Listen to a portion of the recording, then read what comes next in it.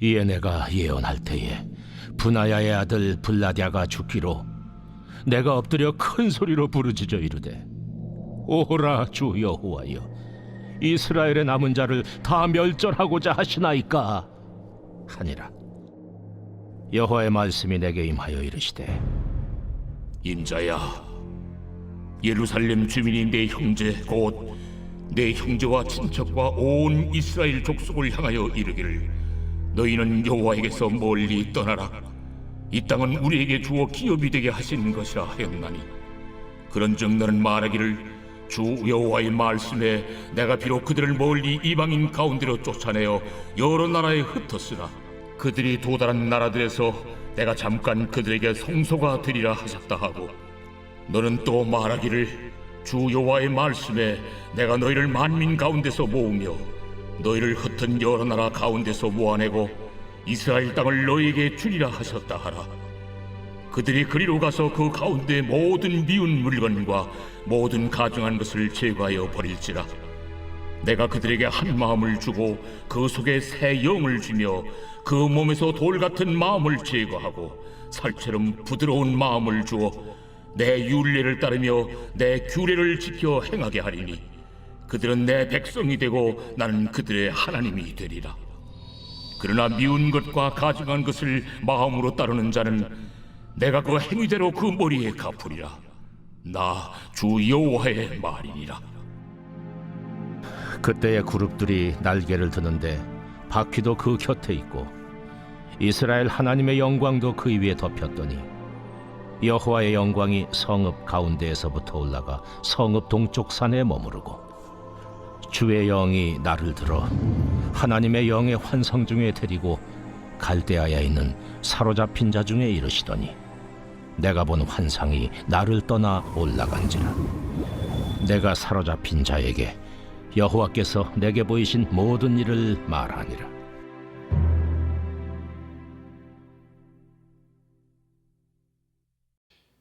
오늘날 우리가 살아가는 현대사회는 너무나 편리하고 기술적으로도 최첨단의 시대를 살고 있음을 아마 부인할 사람은 아무도 없을 겁니다. 여러분 혹시 등산이나 하이킹 같은 거 좋아하십니까? 최근에 등산로를 개척한 사람들의 이야기가 실려있는 글을 잠시 본 적이 있었는데요. 소위 국립공원으로 지정되기 위해서는 바로 이 필수적인 요소 중에 하나가 등산객들이 등산할 수 있는 트레일을 만드는 것이다라고 합니다. 자, 그러면 회사 측에서 나름대로 경계를 설정하고 또 그 안에서 안전하게 등산객들이 트레킹을 할 수 있는 길을 이제 설계해서 만들게 되는데요. 여기에 굉장히 흥미로운 사실 하나가 있다는 것을 발견하게 되었습니다. 자, 그것이 무엇이냐면, 원래 계획했던 설계대로 길을 만들기도 하지만 어떤 길은 등산객들이 실수로 길을 잘못 들었다가 내가 가고자 했던 목적지로 찾아오는 그 과정 속에 새로운 길을 발견하게 되면서 만들어진 길들이 꽤나 많다라는 겁니다. 훨씬 더 아름답고 경치도 좋으면서 자연과 더 친숙해질 수 있는 그런 길을 사전에는 전혀 몰랐지만 실수로 다른 길로 걸어가다가 발견하고 만들어진 경우가 있다는 거예요. 그렇게 보면 오늘날 우리가 누리고 있는 많은 편리함들이 바로 이 실수라고 하는 통로를 통해서 우리에게 주어진 것들이 꽤나 많습니다. 예를 들면 우리가 좋아하는 코카콜라를 한번 보시겠습니까? 원래 존 펜버튼 박사라고 하는 분이 두통약으로서 시럽을 개발을 하고 있었는데, 조제 약사였던 동료가 그만 실수로 그 시럽 안에 탄산수를 섞어버린 것이에요. 그래서 나중에 그것이 너무나 시원하고 맛있는 음료로 완성이 돼서 오늘날의 코카콜라가 우리의 손에 들려지게 된 것입니다. 자, 그때의 조제 약사의 실수가 아니었으면 아마 판도가 어떻게 달라졌을지는 아무도 모르는 일이겠죠. 따라서 코카콜라라고 하는 음료의 탄생 원인은 어떻게 보면 말 그대로 실수 때문이었습니다. 여러분도 그런 경험이 있지 않으십니까? 혹시 음식 만드는 것을 좋아하는 분들은 레시피를 가지고 어떤 음식을 만들 때 나도 모르게 실수로 어떤 종류의 조미료나 아니면 재료를 훨씬 더 많이 넣었던 결과로 예전에 예상하지 못했던 더 맛있는 음식이라는 평을 들을 때 말입니다. 실수로 재료를 잘못 넣었는데 오히려 그 실수가 소위 대박을 가져오는 경우가 있다는 사실입니다. 그런 의미에서 보면 여러분 실수와 실패는 좀 다른 개념인 것 같습니다. 오늘 우리가 함께 나누게 될 본문 안에서도 바로 이런 관점으로 한번 본문을 들여다보려고 하는데요. 하나님께서 마치 남유다에 행하신 일이 하나님의 실수인 것처럼 보여지는 대목이 오늘 본문에 등장합니다. 어제 큐티 말씀에서도 잠시 언급을 드렸지만 현재 그발강가의 포로로 잡혀온 남유다 백성들은 고국 이스라엘에 남아있는 고관들과 동료들은 여전히 포로인 자신들을 위해 눈물로 기도하고 있을 거라고 생각을 했었습니다. 그러나 에스겔의 환상을 통해 알게 된 사실은 오히려 남유다에 남아있는 고관들과 백성들은 본인들이 포로로 끌려가지 않은 것에 대한 기쁨과 안위함이 너무나 극명하게 드러나고 있는 것을 보게 됐지요. 오히려 자신들이 살다가 놓고 간 집과 그 물품들을 취하면서 기뻐하며 즐거워하는 모습으로 살고 있는 이들의 모습 앞에 아마 그발강가의 포로 수용소에 갇혀 있는 이들은 분통이 터질 듯 했을 겁니다. 자, 그런데 이러한 현상이 나타나는 이유가 있습니다. 특히 이스라엘 백성들에게 있어서 땅이라고 하는 것은 굉장히 중요한 요소였는데요. 자, 그런데 그 많은 땅 중에서도 하나님이 아브라함을 통해 약속해 주신 가나안 땅은 정말 특별한 땅이라고 생각을 했었습니다. 그래서 유대인들은 이 땅은 자기들만의 땅이고 이 땅에서만 하나님이 거주하고 계신다라는 생각에 완전히 사로잡혀 있었습니다. 그래서 하나님이 허락하신 이 땅 안에는 다른 민족들이 들어와 살 수도 없는 땅이었고요. 반대로 이 땅 밖으로 나가서 산다거나 이 땅에서 쫓겨난다라고 하는 것은 상상도 못할 일이었습니다. 이유는 하나님은 바로 이 땅에만 계시기 때문이다라고 하는 신념 때문이었습니다. 그러니 하나님이 약속하신 이 가나안 땅에서 내가 포로로 끌려간 사람들을 어떻게 바라보겠습니까? 그래, 저 사람들은 하나님으로부터 버림받은 사람들이야. 그러니까 하나님이 거주하시는 이 땅에서 저렇게 비참하게 끌려가기나 하지. 반대로 포로로 끌려가지 않는 사람들은 하나같이 하는 생각이, 그래, 우리는 여전히 하나님의 보호하심 아래 있어. 포로로 끌려간 사람들은 버림받은 자들이고 여기 이 땅에 남아있는 사람들은 여전히 하나님께 택함받은 사람들이야. 이런 생각이 철저하게 자리 잡고 있었습니다. 그런데 정말 이들의 생각이 맞는 것일까요? 하나님께서 처음 사람을 창조하시고 이들에게 주신 복의 말씀이 무엇인지 혹시 기억하십니까? 바로 창세기 1장 28절의 말씀입니다. 하나님이 그들에게 복을 주시며 그들에게 이르시되 생육하고 번성하여 땅에 충만하라. 땅을 정복하라.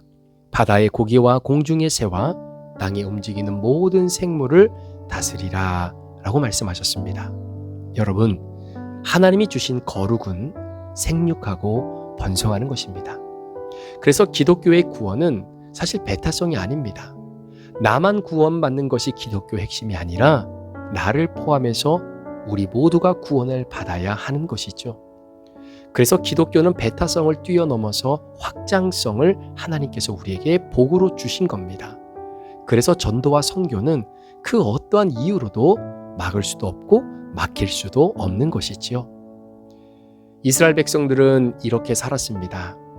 하나님이 약속하신 이 땅에는 그 누구도 들어와 살 수 없고 자의적이든 타의적이든 이 땅을 나간 사람은 하나님으로부터 버림을 받은 사람들이다 라고 말입니다.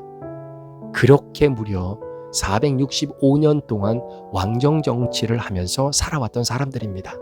그게 맞다고 생각을 했습니다. 그렇게 믿었습니다. 그도 그럴 것이 465년이라고 하는 긴 시간 동안 단 한 번도 이방 민족에 의해서 침략을 받은 일이 없었기 때문입니다.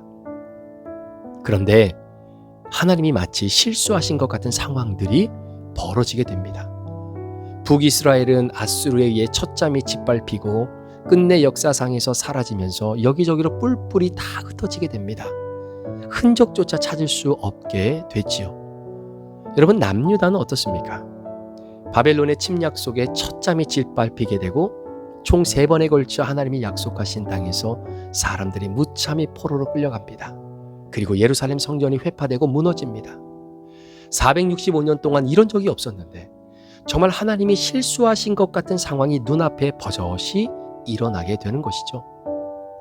그런데 마치 하나님의 실수다라고 여겨질 수 있는 이 상황들을 통해 놀라운 사실, 이전까지는 전혀 생각하지 못했던 중요한 진리 한 가지를 발견하게 됩니다. 그 핵심이 오늘 본문 16절 말씀에 기록되어 있는데요. 우리 다 같이 16절 말씀을 한번 읽어보실까요? 그러므로 너는 말하기를 주 여호와의 말씀에 내가 비록 그들을 멀리 이방인 가운데로 쫓아내어 여러 나라에 흩었으나 그들이 도달한 나라들에서 내가 잠깐 그들에게 성소가 되리라 하셨다 하고. 참고로 남유다에서 바벨론의 그발강가까지는 약 1300km나 떨어져 있는 거리입니다. 그런데 하나님이 지금 뭐라고 말씀하시냐면요, 약속의 땅 가나안 땅에 성전이 세워지고 그곳을 나의 집으로 칭하면서 내가 너희와 그곳에서 만나주겠다라는 말씀도 있었습니다. 예전에. 이유는 그곳에 성전이 있었기 때문입니다. 그래서 이스라엘 백성들은 하나님을 만나기 위해 그 성전으로 모여들었고, 특히 유대인 남자들은 1년에 3번은 반드시 성전을 찾아와서 예배를 드려야 되는 이유가 바로 여기에 있었던 것이죠. 자, 그런데 오늘 에스겔을 통해 하나님께서 말씀하시는 것이 무엇입니까? 내가 비록 내 백성들을 1300km나 떨어져 있는 바벨론의 그발강가로 보내고 여러 나라로 흩어놓았지만 그들이 거하는 그곳에, 그들이 살고 있는 그 나라에 내가 직접 찾아가서 잠시 그들의 성전이 되어 주겠다라는 겁니다. 아니, 지금 하나님이 예루살렘 성전과도 같은 건물을 그발강가 옆에다가 눈 깜짝할 사이에 지어 주시겠다라는 이야기입니까? 아닙니다. 사람들은 생각할 겁니다. 465년 동안 잘 살아왔는데 이 땅에 세워진 예루살렘 성전에서 하나님을 만나고 그분을 예배하면서 살아왔는데 갑자기 하나님이 말씀하시는 것은 성전은 건물이 아니다라는 겁니다. 북이스라엘이 멸망하고 남유다가 곧 죽게 되어진 그 상황에서 정해져 있는 약속된 그 땅, 그 장소에만 하나님이 계시는 것이 아니라 바로 하나님을 믿고 살아가는 구원받은 택자, 그곳이 어디에서 살아가고 있든 상관없이 그 사람이 성전이다라는 것을 처음으로 말씀해 주신 겁니다. 그러니까 만약 하나님의 실수 같은 상황, 북이스라엘과 남유다의 멸망이 만약에 없었다면 많은 사람들은 여전히 성전은 건물이고 그 성전인 건물만을 지키기 위해 아마 본질을 잃어버릴 수 있는 요건들이 얼마나 많았겠습니까? 참고로 오늘 에스겔 11장 16절에 기록된 이 말씀이요, 구약 성경 가운데 성전이 건물이 아닌 구원받은 나를 말하고 있음을 시사하는 첫 번째 구절이기도 합니다. 결국 벗어나면 죽을 수밖에 없다고 생각했던 그 땅에서 쫓겨나 보니 비로소 새로운 영적인 발견이 열리게 되는 거지요. 오늘 말씀을 통해 우리가 되새겨야 하는 말씀은 무엇입니까? 하나님의 구원 계획 속에서 진행되는 하나님의 실수는 여러분 실패가 아니다라는 사실입니다. 언제나 실수는 새로운 하나님을 발견하는 통로인 것입니다. 그런데 실수가 새로운 발견으로 이어지게 되니까 어떤 일이 일어나게 됩니까? 바로 새 영이 임하면서 새 마음을 얻게 되는 것입니다. 처음에는 하나님의 실수로 인해 마음이 굳어지고 돌같이 딱딱해졌던 내 마음이 어느 순간 영적인 새로운 눈을 뜨고 새로운 하나님을 발견하게 되니까 살처럼 부드러운 마음으로 바뀌더라는 겁니다. 그리고 그 약속의 땅에서 벗어났기에 나는 완전히 망했고 죽었다라고 생각했어요. 하나님이 나를 버리셨기 때문에 이런 결과를 낳게 되었다고 내 신세를 한탄했습니다. 그러나 하나님이 실수하신 것처럼 보였던 그 일들을 통해 오히려 하나님은 여전히 내 하나님이시고 나는 여전히 그분의 돌보심 안에 있음을 깨닫게 되는 것입니다. 그래서 하나님은 실수하지 않으시는 겁니다. 여러분이 잘 아시는 짐 엘리엇 선교사님 이야기인데요. 위튼 대학을 졸업하고 영혼 구원에 대한 선교와 전도에 대한 열정, 이 불타는 마음을 가지고 당시 외부인을 적대시하고 미접촉 부족이었던 아쿠아족에게 복음을 전하기 위해 선교를 떠납니다. 짐 엘리어 선교사님과 4명의 친구가 비행기를 이용해서 선물과 메시지를 전하면서 이 부족과 접촉을 시도했지만 결국 첫 만남 이후 며칠 만에 부족 사람들에게 창에 찔려 모두 다 순교하게 됩니다. 그때 짐 엘리어 선교사님의 나이는 고작 29살의 청년이었습니다. 결국 그의 순교 소식이 전해지고 그의 아내였던 엘리자베스 엘리엇과 다른 선교사님들 가족들이 자신의 남편과 형제를 죽인 아우카족을 다시 품으며 그 부족 가운데로 들어가 살며 복음을 전하게 됐지요. 그리고 그 땅에 교회가 세워지면서 결국 그 아우카족 추장의 모든 자들이 예수를 믿고 복음을 받아들이게 되는 결과를 얻게 됩니다. 자, 이때 짐 엘리어 선교사님이 남긴 유명한 말이 있지요. 잃을 수 없는 것을 얻기 위해 잃을 수 있는 것을 포기하는 자는 어리석은 사람이 아니다. He is no fool who gives what he cannot keep to gain what he cannot lose. 철저히 하나님의 실수처럼 보였습니다. 아니, 짐 엘리어 선교사가 아우카족에게 복음을 전하러 간 것이 실수처럼 보였습니다. 누가 보더라도 이 결과는 하나님의 실수와 짐 엘리어 선교사의 실수의 합작품처럼 보였을지도 모릅니다. 그렇지 않고서는 그렇게 젊은 선교사를 이런 방식으로 죽음을 맞이하게 할 수는 없는 거잖아요. 그런데 그 실수처럼 보였던 이 결과가 훗날 더 아름다운 복음의 열매를 이 땅에 맺게 했습니다. 사랑하는 여러분, 하나님은 실수하지 않으십니다. 절대로 실수하는 분이 아니십니다. 우리가 볼 때 하나님이 실수하신 것처럼 보이는 것뿐입니다. 혹시 여러분 가운데 하나님 지금 저에게 이렇게 하시면 하나님 실수하시는 겁니다 라는 환경에 처해 계신 분이 있으십니까? 마치 예루살렘에서 1300km나 되는 먼 거리에 떨어져 있기에 하나님은 나를 버리셨고 우리 가정을 잊으셨다라고 말하는 그발강가의 포로 수용소에 있는 남유다 백성들과 같은 상황에 처해 계신 분들이 혹시 계십니까?